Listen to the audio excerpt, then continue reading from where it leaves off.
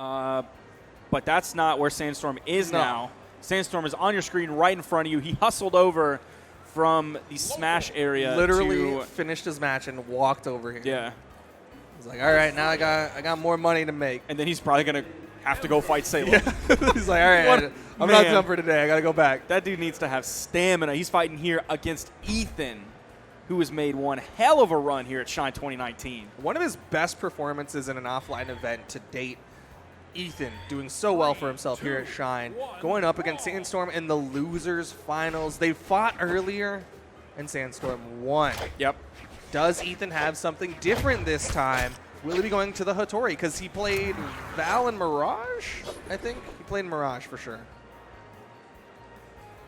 So you see those stats 2-2. That doesn't include what we just saw happen so it's technically earlier. 3-2. Yeah, it's 3-2 in favor of Sandstorm. Crowd cheering for the Gawk. Honestly, I don't think he's going to bring out the Gawk. I don't think he is. Not at this point. Like, usually if you bring out one of those kind of off-meta picks like that or something that you just haven't shown in tournament, you do it in pools. He'll play it in twos for sure. Yeah. At least once. Oh, definitely. Oh, yeah, at least once. Yeah. At least once They'll start it. I thought you meant, like, we'll actually play it, like the way that he kind of just, like, busted out the Zol Thor in twos where it was like, what is this? But it's a thing that y'all have been playing and works with. Yeah, you got to find the right sword. It's going to be the safety scissors. He's starting a Suri. It's going to be the fire hydrant. No, he's going to be starting a Suri, though. Yeah. Was he playing a Suri earlier? No. That's like the wrench setup, too. Does wrench use Collector's Edition sword? I don't remember. I think he does. I think that might be the wrench setup. Okay. Obviously, it's the skin and color that wrench uses. I don't remember if he uses Collector's Edition sword. Yeah, he's starting a Suri. Huh. Let me see. He played a Suri at Super Summer Slam. Okay. Times he's reported it. He also played it at Mayhem of Ragnarok when he came second. Okay.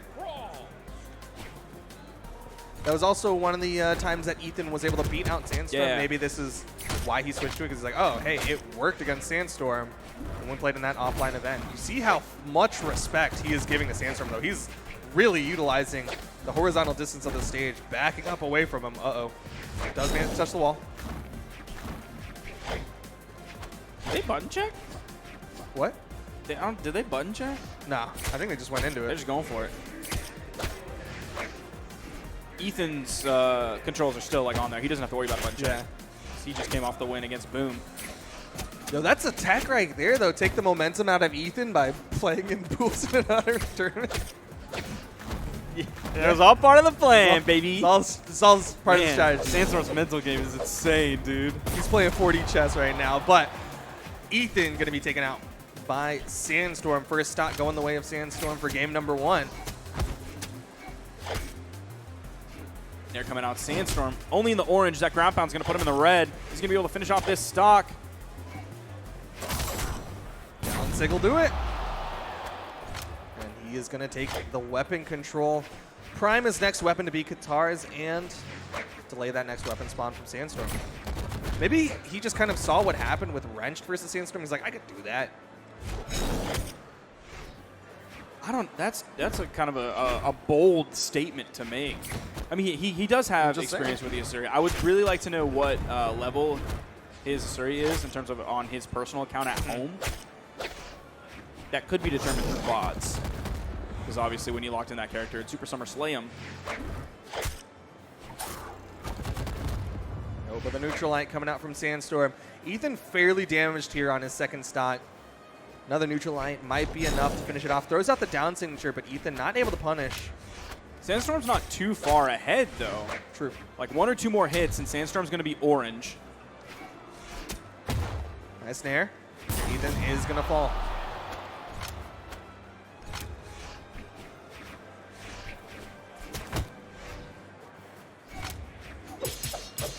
D-Light Dare. Into the Nair this time. There's the recovery. Getting good damage onto Sandstorm. And Ethan's sword's really good. Nice. Nice dare. Yep. That'll do it. That's exactly what you needed to do there. Evens it up immediately. He was right on top of Sandstorm, had the more favorable position. That was the way to punish his approach back to the stage, his recovery. Falling there. There's the weapon spawn over to the sword. Sandstorm above, trying to make the approach. This is very close considering the last time these two fought earlier in the bracket. Sandstorm pretty much ran over Ethan. It was a mighty 3-0, and definitely the final game was heavy-handedly in Sandstorm's favor. But Sandstorm does close out game number 1 in fairly convincing fashion. Like, it was close at the start of those stocks, and then he just got the momentum. He found his scythe strings that he needed to win out. You think we're going to see the swap? I don't know. He's thinking about it. I think we're going to see the swap. To what? Nothing. Baited me.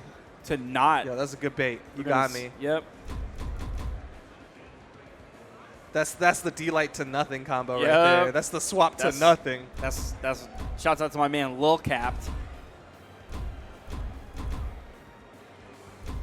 Man, Ethan getting so far in this tournament is huge because he still has dubs tomorrow. Yeah, he is not done. Where Sandstorm has doubles as well, and he's going to be wanting to take back that crown alongside Boomy. His 2v2 win streak has been broken as of Low Tier City. Yep.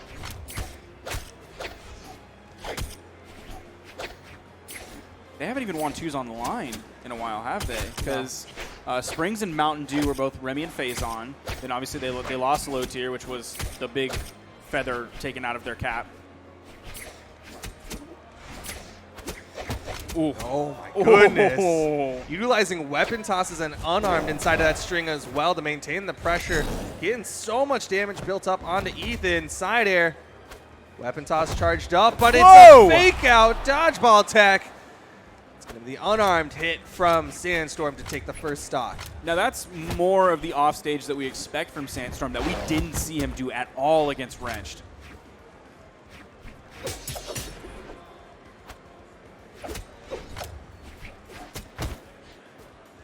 Yeah, the spot dodge comes out from Sandstorm, or from Ethan, but Sandstorm not in position to punish.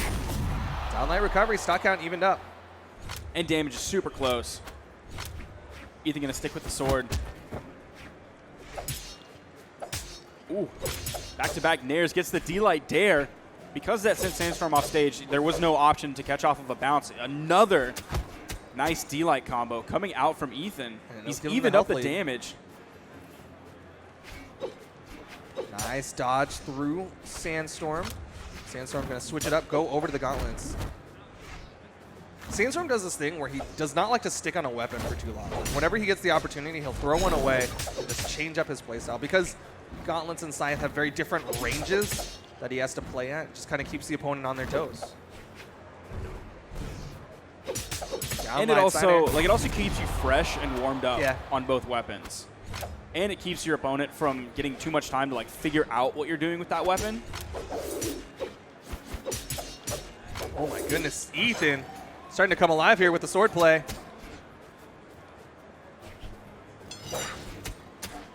Neutral state gets punished by the down air. Not going to use the active input to turn him around, send him towards the middle of the stage. He wants him off stage. Now Sandstorm picking up the gauntlets. Still needs to get this stock off of Ethan, though. Just shy on that neutral signature. Trying to position, but Ethan gets to the stage, gets a neutral air on his way as well. Also, if you're confident on both weapons, and you're not going to like juggle to get the one you want to prime it, that keeps you like from doing one extra action that might disarm yourself. That's fair. So if you throw your first weapon away, grab the second one, throw that away, that might despawn. You might get hit away from it. Multiple things could happen where you don't end up with a weapon because of that. Whereas if you throw your weapon away and grab it, then you're good to go. So that's one. Ooh! One more point. You don't have to worry about failure.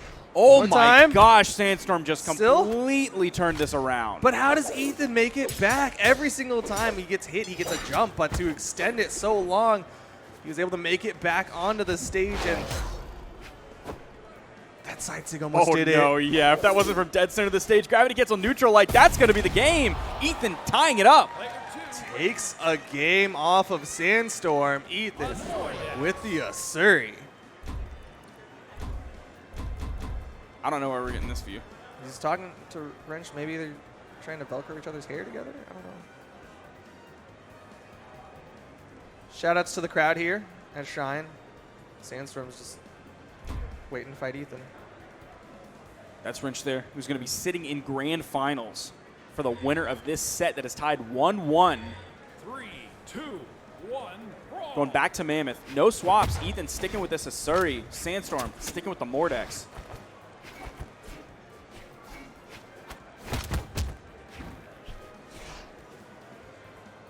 Ethan completely unarmed, so he's being very careful on how he wants to initiate when he's at the weapon disadvantage.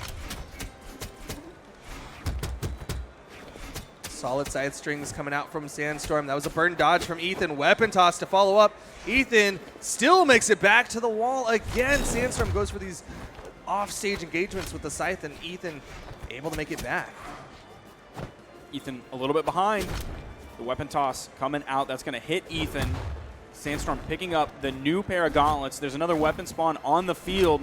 Ethan's able to get to this one. He has the Katars. The sidelight gets for the delayed recovery.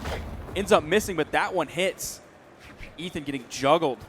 Tries to retreat over to the wall. Sandstorm reading a signature in the wrong direction. Nice movement from Ethan. Baits the back. It's the side heavy, but he throws away his sword. There's the spawn of the Katars. Sandstorm punishes the pickup, and that will be the stop.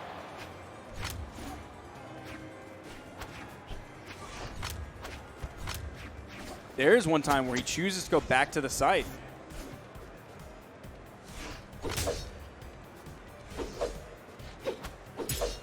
Throws away the scythe, though. Wants a different one, slightly cleaner. Down light side air, and we'll send Sandstorm off. Just outside the range of the neutral light. Really likes to use that gravity cancel neutral light off the stage. Gives you all of those active frames, so if they try to like fade away to get away from like the side air and then choose to reinitiate and go back in, they might fall prey to all of those active frames from the neutral light. He uses it very similarly to how Sandstorm does that unarmed gravity cancel side light, Yeah. but like you said, way more active frames on the sword neutral light. Ooh. Nice side airs. A couple more hits. Sandstorm's going to be orange. We're going to be dead even in this game. Jumps out of the way to avoid that.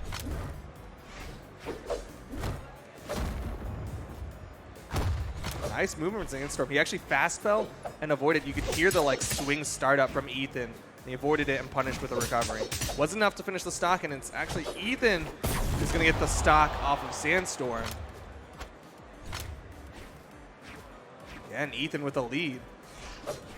So based on how this game is going, based on how they're tied in the set right now, there is a possibility that Ethan can knock out Sandstorm. If there's anybody who would have taken out Sandstorm on LAN, I wouldn't have guessed Ethan to be that person. Ethan was not the predicted person.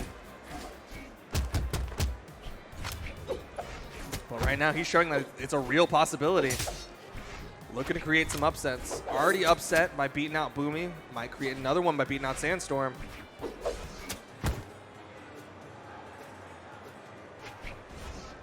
Sandstorm very careful on how he chooses to initiate. Gonna get that high recovery. Gravity cancel sidelight. Ooh. Goes low, but it's fine. Sandstorm wins out in game number 3, 2-1. Immediately getting ready for the next one.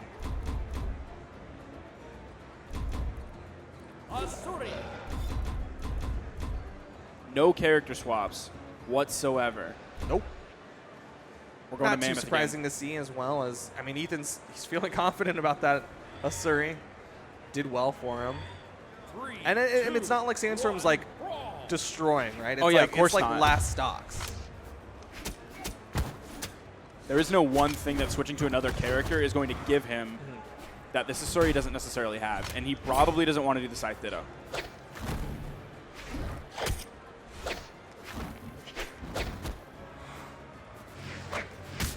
Recovery, second recovery.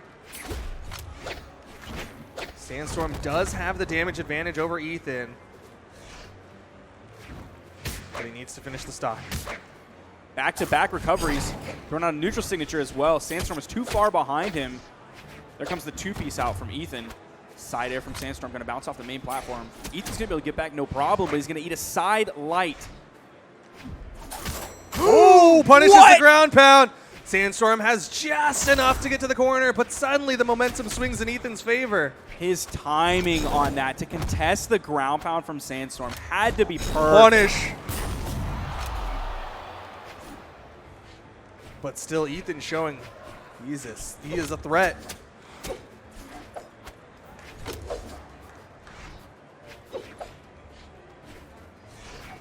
Ethan trying to be so careful. You see how much movement he's bringing out before he chooses to attack. A lot of jumps and fast falls before he actually chooses that initiation because he's worried about Sandstorm covering his landing.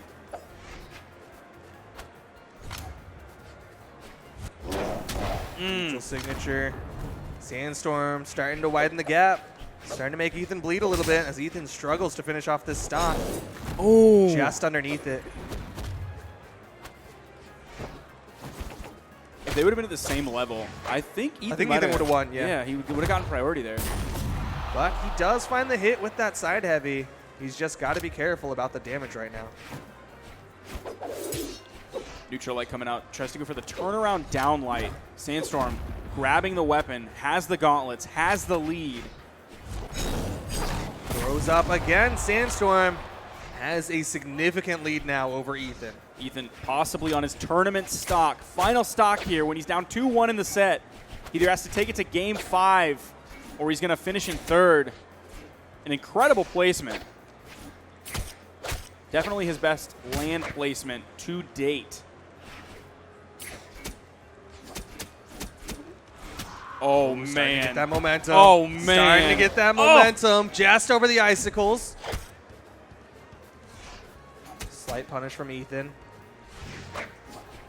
Disengage onto the stage. The down sig throws forward. Sandstorm's starting to feel himself. Yeah. Like you saw him do the gravity cancel side signature follow up after the string. He's starting to throw out these signatures Starting out more. a lot. He's ready to end this. When he starts. Oh my gosh! I thought he was going to hit that. I thought Ethan was going to stare that in the face to get hit. But Ethan at the same time didn't punish it at all. He just dashed through it and then didn't go for a turnaround. Throws out the side signature. Sandstorm will finish game number 4. Side light into the recovery. Ethan, though, fantastic placement here. 3rd place finish, beating out the number 2 PR in Boomy. Like, What Ethan a did weekend really well. for Ethan in It's not done yet singles. He either. still has dubs tomorrow. 3rd place finish, the bronze medal for Ethan. Absolutely fantastic performance today. It's really dramatic. Yeah, he was having a little bit of trouble. It's like putting a snake in a pillowcase right there. Like, That's going to be Sandstorm moving back up. yup.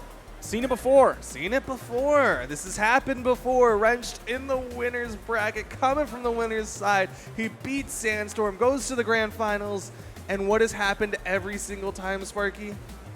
He's lost. He's Wrenched has lost. lost. 3 But- times. Is this going to be the one? Is this the one?